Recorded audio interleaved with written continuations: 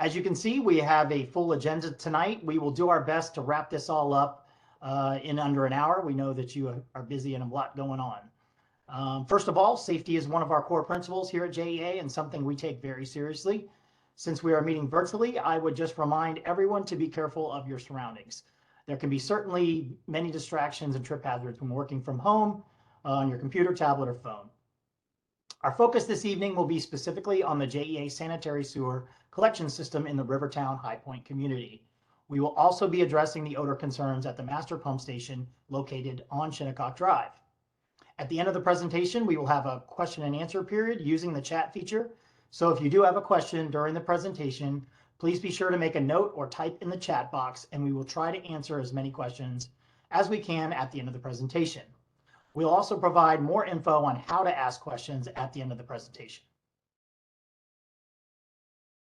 So I brought along with me several JEA subject matter experts that will be assisting me with the presentation this evening. First up, we have John Scambatera, who is the Director of Water, Wastewater Treatment and Reuse. Mike Dvorznak, who is this is the longest title around, Manager, Water, Wastewater and Reuse Treatment, Maintenance, Planning and Engineering. So Mike's got a full job there. Katie Templeton, who is also our wastewater engineer. And then Lisa Jennings, who is a Project Outreach Program Manager, will be assisting me with the chat and questions. I also have other representatives of JEA that are here to help out as well. Each of these experts will be available to help assist with questions at the end of the meeting. Each has their own expertise. So at this time, I will turn it over the presentation to Mike Dvorznak. Mike? All righty. Thanks, Greg. As Greg said, I'm Michael Dvorznak. I'm the Manager of Water, Wastewater Treatment Engineering. We'll abbreviate it a little bit. But my group is responsible for addressing all engineering needs and concerns at JEA's water and wastewater facilities, including pump stations and odor control. So what you're looking at is an overview of the RiverTown community. You'll note that it's about a third built. We're currently serving about 1,800 homes and 9 businesses and about 250,000 gallons per day.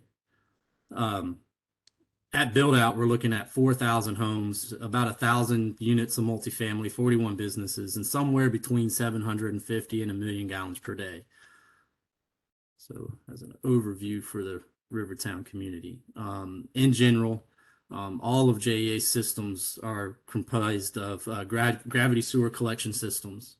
The RiverTown community has 40,000 linear feet of sewer pipe, 20 sewer pump stations. So the developer's engineer designs the systems, determines pump station locations, and dedicates the JEA for ownership after completion. So this is an overview of the Shinnecock pump station and the collection system that feeds it wastewater flow. Green lines are gravity sewer system, red lines are force mains, and the highlighted red line actually is indicated for us for peroxide feed location from an upstream site. So we know where the peroxide's at for our operation and maintenance team. Okay, so the master pump station for the entirety of the RiverTown development is at 40 Shinnecock Drive. So it serves not just the HighPointe community, but the entirety of the RiverTown development. As it grows, flows through the system will increase and work faster, thereby reducing the odors that can form in the system over time. So there are numerous compounds found in wastewater collection systems that contribute to odors. Some being hydrogen sulfide, the most predominant and easiest to measure. Others being more organic in nature, and all common in domestic wastewater. So the primary location for that generation is in the force mains due to no aeration, and it actually promotes it due to those conditions. So numerous factors contribute to the formation of odors: volume, the time in the system, retention in the system, temperature of the sewage, acidity, and the type of sewage. So the goal of our odor control program at JEA is to reduce those odors to undetectable levels to the local community. We implement the most cost-effective solutions first, with additional solutions implemented later to optimize the overall system. So those solutions include ventilation, vapor phase treatment, and liquid phase treatment. So and then optimized equipment is designed to remove greater than 99% of hydrogen sulfide, which is the most predominant in the system from it. So far to date at 40 Shinnecock Drive, we've implemented the vapor phase, the ventilation system first, to move the gases from a manhole outside the station inside the pump station site to increase the ventilation and dispersion. We implemented an ozone treatment solution on site to help with the treatment and odor removal or control. And then we ordered a biotrickling filter. We actually experienced some lengthy delays with that equipment. I think up to and over 18 months it took us from procurement to delivery of that equipment. So we implemented the ozone solution to help out in the interim. We implemented the liquid phase treatment peroxide feed upstream of the pump station to adjust the chemical makeup of the wastewater. Once we got the biotrickling filter, we installed it and then implemented a carbon unit to assist with any polishing or additional odor needs at the site. And then we will be upgrading that replacement owner unit in the future, as well as made adjustments to the pumping rates and times at the pump station to reduce the detention time in the wet well and to optimize the flow through the station and the overall efficiency of the installed equipment. So what's our next steps? So we're looking at replacing the vapor phase treatment on site. So that carbon unit I talked about, the polishing unit, we will be upgrading that, replacing that in the summer of 23. It'll be more operation and maintenance friendly, and it'll help out overall that way. We're going to modify the liquid phase treatment, so that upstream peroxide feed, we're going to try to optimize it around the peak morning time and evening times, and actually we're going to look at moving that location to a more optimized location. So we're working with our vendor to design that and make another adjustment at some other pump stations upstream to optimize that for us. We'll continue to monitor the odor levels at the site and make adjustments as the flows change. And the system will continue to improve as its operation as the build out of RiverTown occurs. For lack of better words, we're in the awkward teenage years of the development and this pump station. So as it gets better, the system will operate better. So what you're looking at is some pictures of our improvements. The first was the ventilation improvement, which are the white pipes coming out the ground and through the fence to move the gases around on site. And in the picture on the right, you see I think that's the remnants of the ozone system and actually started the carbon system that we've got installed now. And then the background on the left is the biotrickling filter, the white tube. And there's a better picture of it. You're right, Greg. That's a better picture of the biotrickling filter. Then it receives the gases from that manhole, treats the gases, and then sends them back for ventilation. And this is an example of a peroxide feed site. So this is what's installed at the stern wheel pump station upstream. And as far as maintenance goes, it's visited every Monday.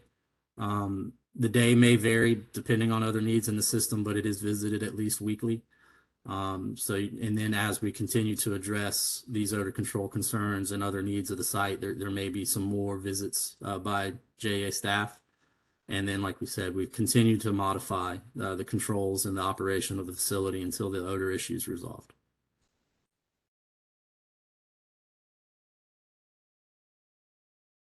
Hey, Greg.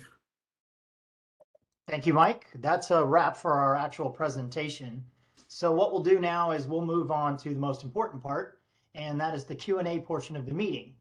So I'm going to quickly go over again how to chat for those that would like to participate in the question and answer period. I do see that some have come in. For customer questions, we will be using the chat window feature. To send chat messages, open a chat panel by clicking on the chat icon at the bottom of the screen. In the send a drop-down list, select everyone so we can all see it. Enter your message in the chat text box, press enter on your keyboard. My team member, Lisa Jennings, will monitor the chat and provide your question to the presenters for response in the order it was received. We will also be reviewing any applicable questions that may have posted during the presentation. We plan to answer questions that are related to the presentation tonight and that will benefit the discussion of the group as a whole. If you do have specific questions related to your individual property, service, or JEA account, please email us with your name and contact information to projectoutreach@jea.com or contact us by phone at 665-7500. Any questions we are unable to get to this evening, we will answer and post to the dedicated town meeting page, along with other questions answered tonight. You may have gone there already and seen that we posted the questions that were sent by various people and the HOA, so they're on there as well. It will take us a few days to get some of that information together and to respond to each inquiry. The info along with this presentation will be found at jea.com/RiverTown HighPointe under FAQ. So at this point, let's get to the questions, and I'll kick it over to Lisa. Thanks, Greg. So we have a few questions here in the chat. One was already answered, so I'm going to go to the next one. At what point in the build-out process of RiverTown do you expect inherent odor reduction?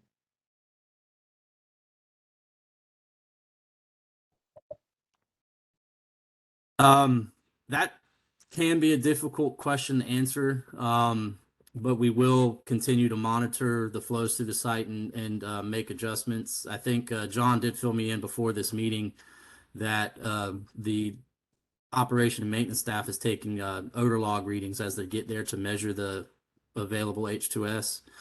I don't know.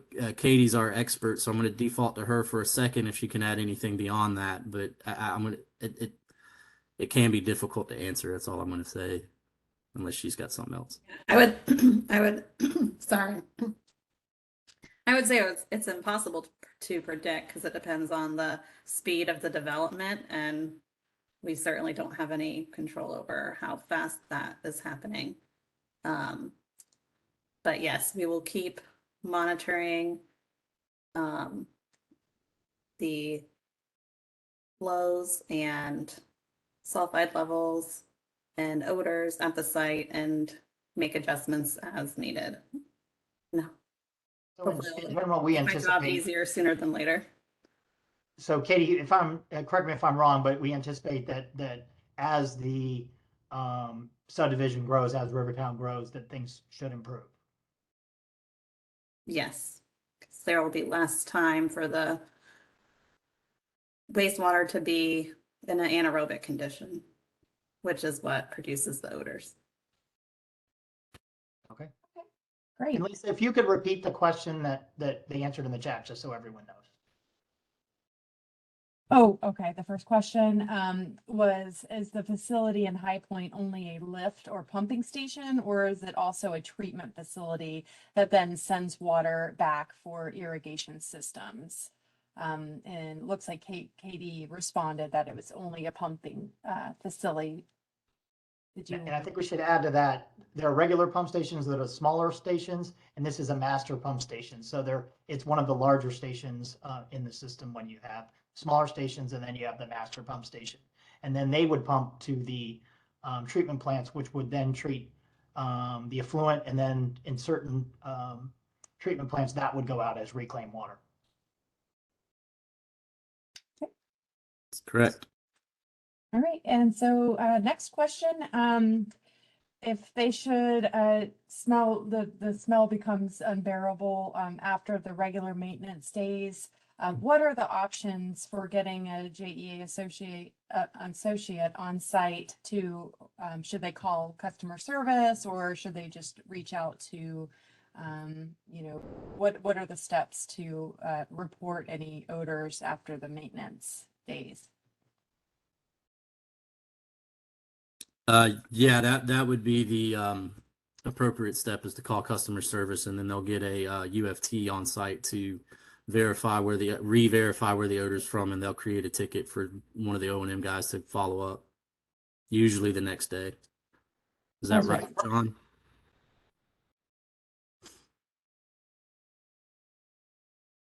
So we're staffed 24 hours a day, and in the evenings we would send somebody by to verify that the odor control equipment is functioning properly, and to see if there's anything amiss about the system itself.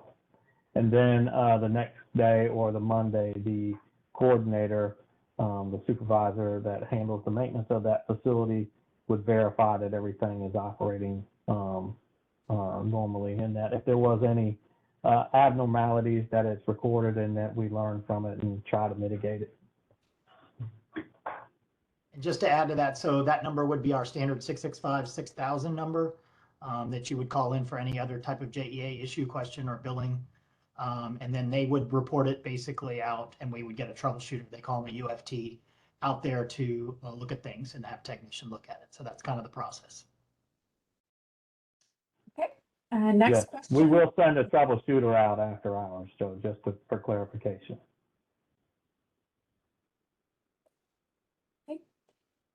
So our next question is elimination of the odor attainable? Like complete elimination of the odor. Right. I don't want to say that it's attainable. While elimination would be a goal, I don't know that it can be met on a regular basis. So, as an engineer, it's hard to say that, yeah, we can eliminate the odors 100% of the time. I don't think we can say that.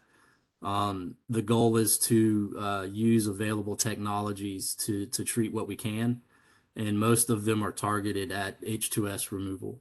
The carbon units used for polishing other odors in the system, as well as whatever the biotrickling filter doesn't remove from an H2S perspective. So Mike and Katie, can you talk about, so you had mentioned the word odolog. If you could explain a little bit more what that is, and then maybe explain, what levels we've gotten the H2S at this point. I think that's informative as well. Katie, I think if you've got that information, you're more versed in that one than I do, as far as the actual H2S limits. But an odor log is a device that we clip on the fence to measure H2S levels at the fence of the pump station. Hydrogen sulfide, right? Which is the egg Right. smell, right? Which is that egg smell. Yep. Right. Yeah, I don't think we can say we can eliminate the odors, but we want to control them so that they don't ever bother you and that you don't ever have to call me and let me know about it. But yeah, we have the odor log, and it's showing that our odor control is getting more than 99% removal of the hydrogen sulfide. And then it goes into the carbon filter, which should polish any of the other odors. In addition to the hydrogen sulfide, like the mercaptans. And a lot of times we don't even get odor detected on the meter that we have. So the odor control equipment is doing a really good job. It's not perfect yet, but hopefully we'll keep improving. So right now, the hydrogen sulfide level you found would be about 99%. Handle about 99% of it, right? And then the rest is organics that you're working to handle those another way, right? To sum it up. Okay. So next question, can we increase maintenance days until the odor is completely controlled?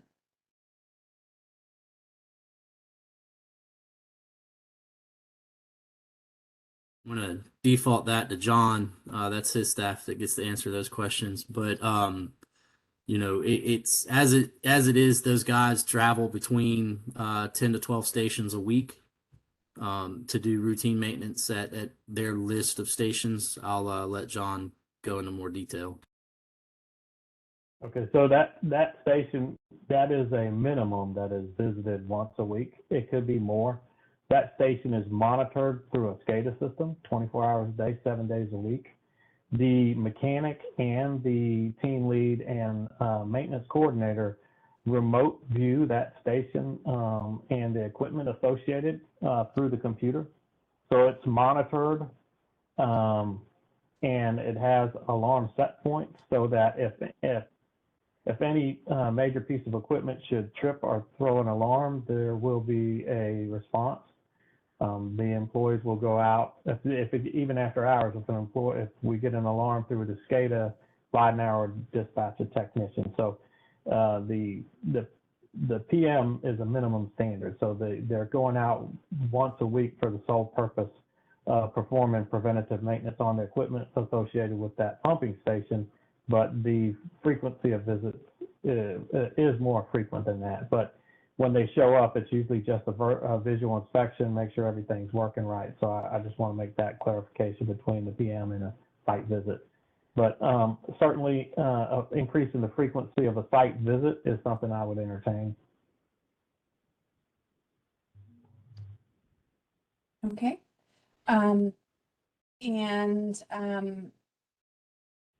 Dave asked, is JEA aware that there is an odor next to the water song entrance sign?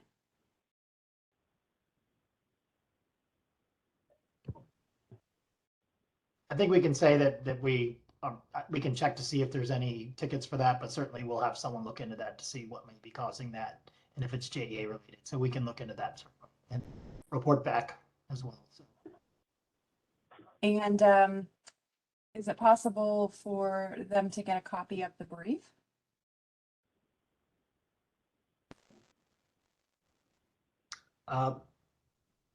If Ms. Kozar could provide a little more information so I know what she's looking for, I'm sure we'll provide her a copy of whatever she's looking for. We just need to know what exactly she's looking for. Yes, absolutely.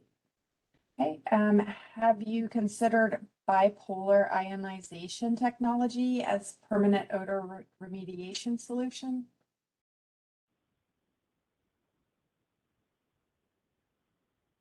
As with anything, we're all ears to additional treatment methodologies. We do have a standards process to go through to evaluate and vet that. I don't know if it's been considered in the past, but we're certainly open to future discussions. Okay. What is the trigger event for remediation activities that are less cost efficient? In other words, is someone testing the odor level, stink level each week, or is it purely based on customer complaints?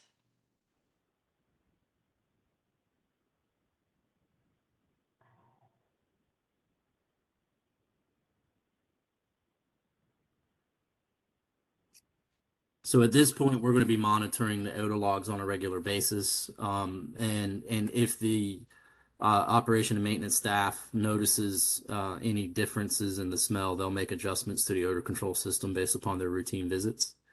They'll use that feedback and get back to Katie, and we'll figure out if the system can be optimized anymore, if we have to make additional changes.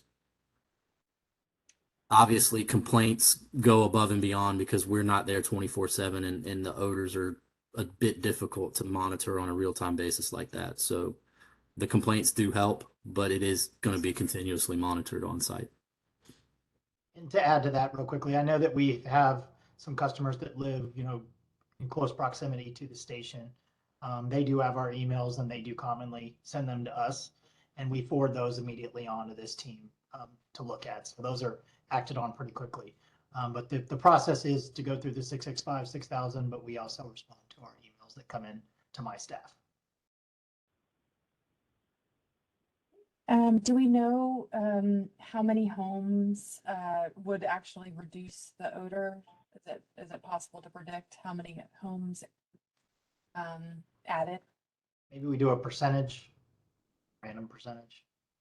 Again, that echoes what we said earlier. That's a difficult one for us to say because it's all based on time. So wherever those homes get added, how it increases. There's basically two legs of pump stations. There's a south leg, if you will, and a north leg that provide flow to the site. One is 9 hours, and that's where we've installed the chemical treatment at. The other leg is 23 hours because it's low flow and a big pumps and a big force main. So as that site gets increased flow on it, that 23-hour number should reduce down. So it's pretty impossible to predict how many homes it's going to take because it depends on where they're at and how the rest of the community grows up around it. So are we expecting that once it's fully developed, expecting no odors? No, I can't say we're not expecting no odors, but we are expecting improvement. And I don't know when I say improvement, we might get more optimized treatment out of our system, out of the existing odor control system that's there. What's the reason for performance improving as the load increases? It reduces the time in the force mains. It reduces the wastewater time in the force mains. So more flow, it moves faster through the pipes.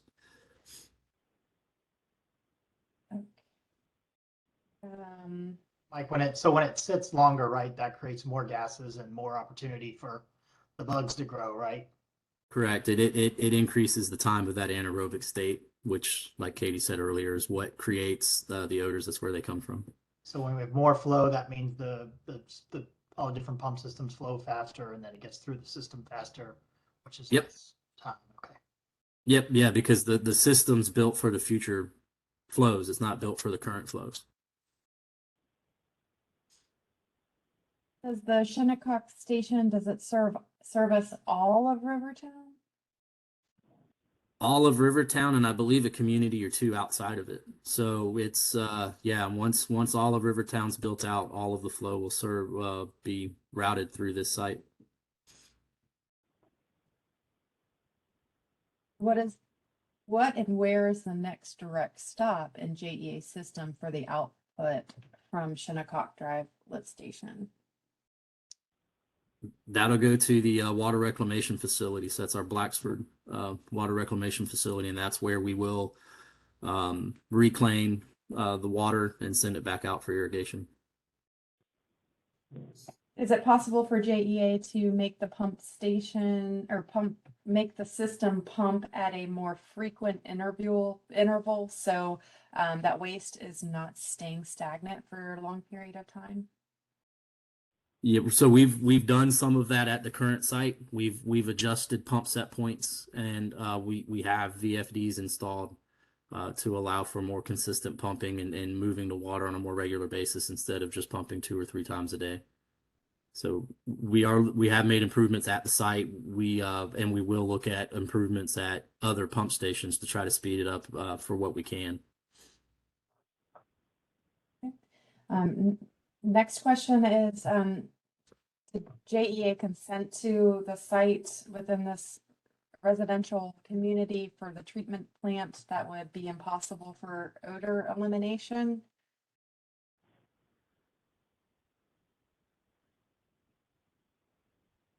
Again, I think that one's answered by it's designed by the overall master developer for the whole RiverTown community, and then dedicated to JEA upon completion.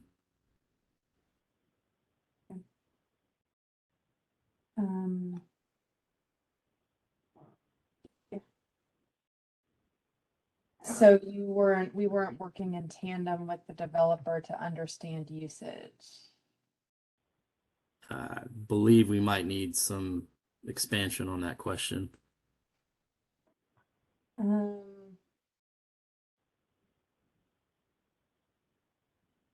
Okay, I would assume, given the regularity and strength of the odor that is occurring, even when the odor log reads 99%, if that is the case, how can 99% removal be a success?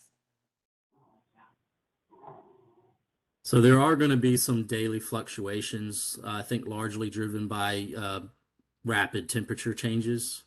I believe that was experienced over the past couple of weeks where we did have those few days where it dropped pretty low and then right back up to the 80s or 90s. I don't know that these systems can adjust to that rapid of a change. They're I'm not going to say built to averages, but it's built to averages. So if you do see rapid changes in temperature, it's going to cause some issues and disturbances that unless the operations and maintenance staff is there that day, they may miss. And Mike, I think when we're talking about the 99%, we're talking about the H2S specifically, and maybe not some of the other organics. That's correct. Yeah, because some of the other organics and other odor compounds are hard to measure. So we measure H2S. And the hope would be for those that are not H2S, which is the gases, that maybe it's more solids, that when we have the build out of Rivertown, that would assist with them moving that through the system faster and not staying as long. Correct. Got another question about the transcript or recording of this session, and if we're going to provide that, and Greg will Absolutely. answer that, but yes, we. Yeah, absolutely. We will, the whole presentation is being recorded. We will post it on the website so that everyone can view and it can be sent out. And we will also send it out to the, to all the people that were invited to the meeting. So certainly, we will also post the presentation, which I assume is the brief that is mentioned in the chat, but absolutely. Okay. And looks like we have one more question here. Danny's expanded on the previous question on how you were talking about how you couldn't predict when odor reduction will occur. Is that because you're not working with the developer to understand the demand or usage of the system, or are we working with the developer on that? Yeah. The initial phases of the Rivertown community were built and dedicated to JEA in 2008. So it's taken them this long to build that first third. We are regularly working with the developer on their future phases. I can't answer the question as far as when they're actually going to be fully built out. Parallel communities have taken 30 years to build out, and some that maybe smaller get built out faster, but others that are about the same size, we're seeing about 30-year build out. And that's what I probably would suspect with this. But again, that's kind of getting a crystal ball with the developer and ask him when he's going to finish out or when they're going to finish out their work to build it out. So essentially, the timeline's up to the developer, how they decide to move forward on development and how quickly. Correct. And a lot of that goes into it, obviously, the economy and just how things are in Jacksonville. We can assume that things are moving forward pretty quickly. I know that everyone knows that Jacksonville is one of the hottest markets around, but I think that's a good overall answer. Have a couple more questions that popped up here. Concerns about economic and financial harms, decreased property values. If this continues, will JEA not consider relocating the master pump station, or is that in consideration?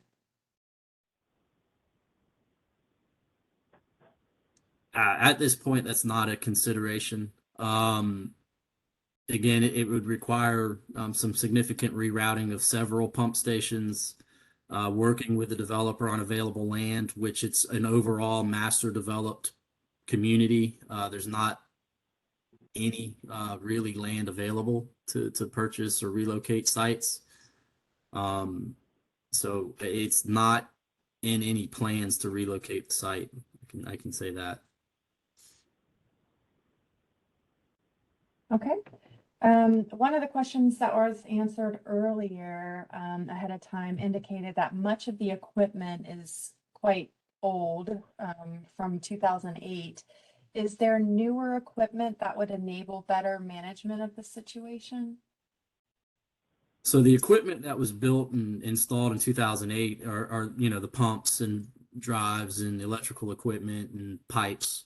The odor control equipment is all relatively new. The biotrickling filter was installed last year. We will be getting a new carbon unit installed now. The peroxide feed site is 12 months old. So from an odor control perspective, the equipment is fairly new. It's the hard equipment, the pumps and the wet well and the pipes is all what was built in 2008. And Mike, that's really actually not that old for a pump station. No, that's not. We've got others that are 60 years old, 70 years old. Right. And it's pretty much the standard equipment that we're using in all our stations, whether it's 2008 or 2000. That's correct. And we certainly have maintenance people that are going there weekly, and as things need repair or replacement, we do it at that time. So there's not any lack of technology or lack of these aren't working properly. We certainly keep everything up to our standards. Absolutely. That's all I have in the chat for right now. Are there any other questions?